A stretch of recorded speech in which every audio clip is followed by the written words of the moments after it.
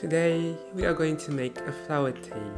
In order to make this tea, you're going to need the butterfly pea flower. In Malay we call it Bunga Telang. This is the flower that is used to make nasi kerabu. Before you make the tea, you want to dry the flowers until it is completely dry up like this.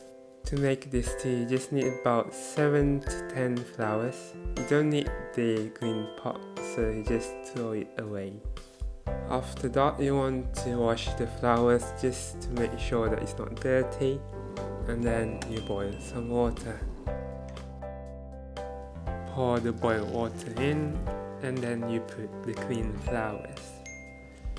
Stir it and put 1 teaspoon of sugar. And then take limau kasturi or lemon or lime and squeeze it into the tea.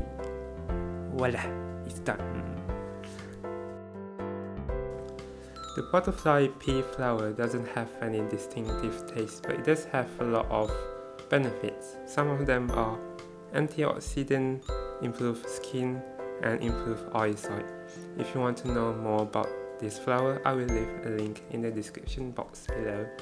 That's all for today. Thank you for watching. See you guys next time. Bye.